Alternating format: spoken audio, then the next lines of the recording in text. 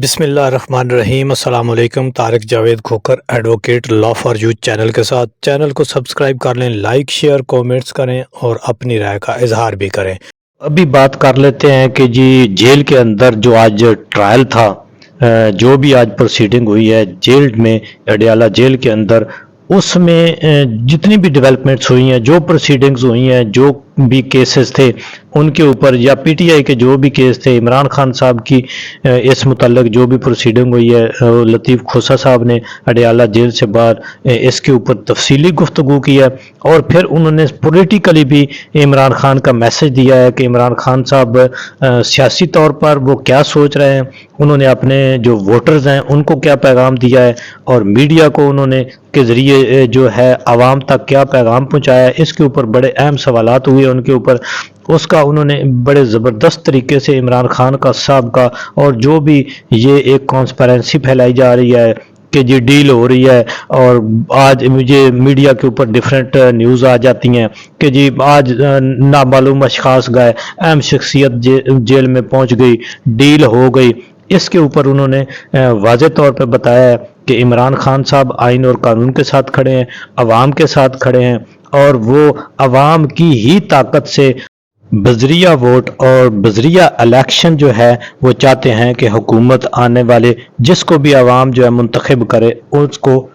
حق اقتدار یا حکومت بنانے کا اختیار ہے۔ تو آئیے سن لیتے ہیں کہ لطیف کھوسہ صاحب نے یہ پورا جو بریف کیا ہے اور پوری ایک اسٹریٹجی بتائی ہے، انہوں نے کس طرح سے اس کو ایلیبوریٹ کیا ہے۔ بسم اللہ الرحمن الرحیم۔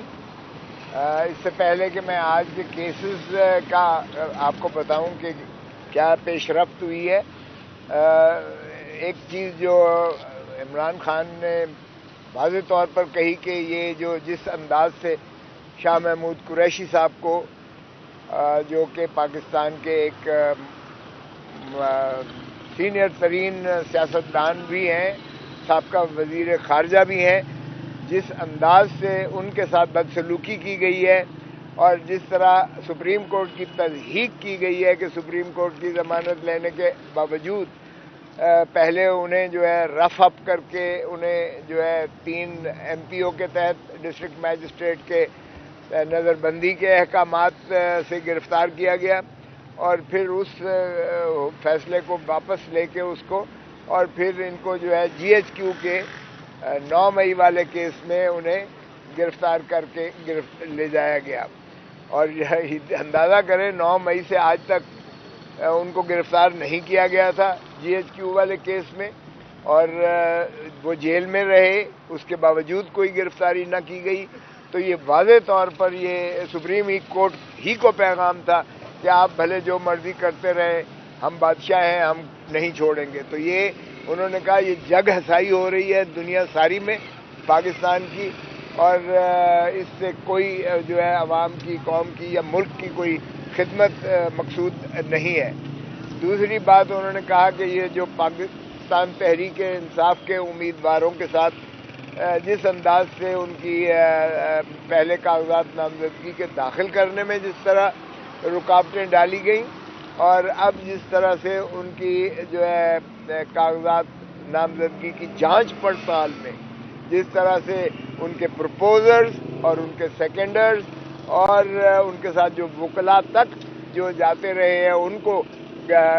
پکڑا گیا، ہراساں کیا گیا، گرفتار کیا گیا، اور ان پر 216 کے مقدمات کیے گئے، یہ بھی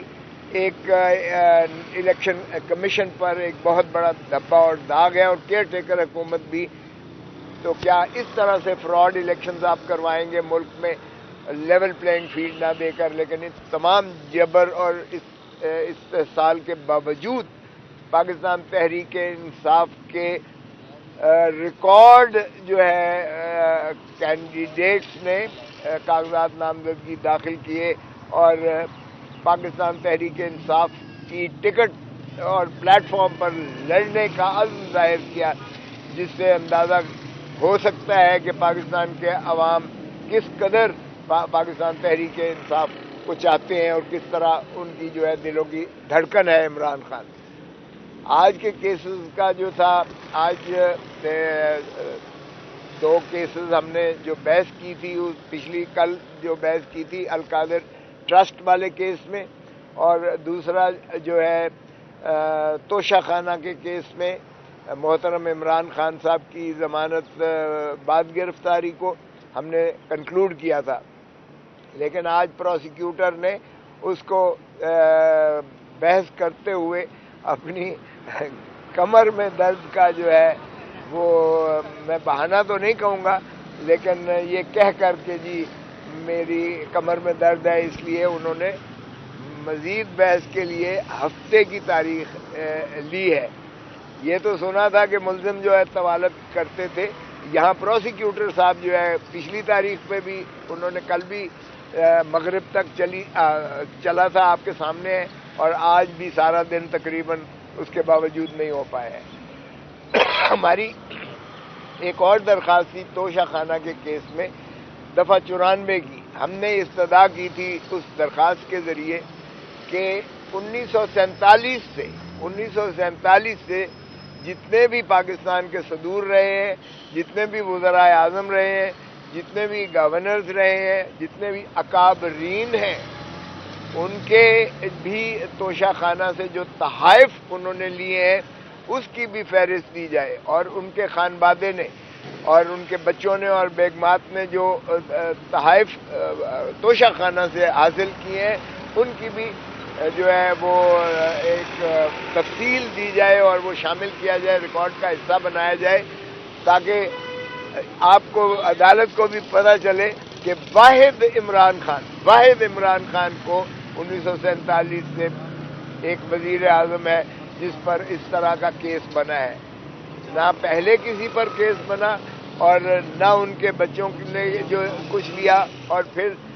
ضوابط و قواعد بھی ہم نے مانگے، کیونکہ عمران خان سے پہلے 20% جو ہے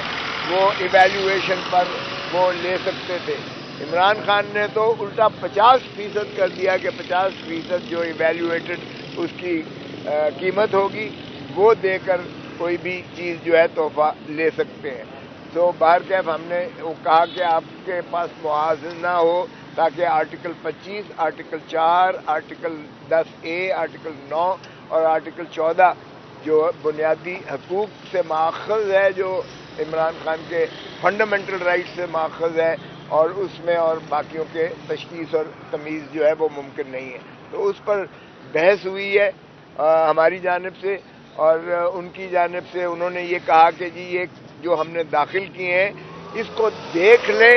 اگر اس میں کوئی چیزیں لگی ہوئی ہیں تو وہ پھر اس کی روشنی میں اس کو آگے درخواست کو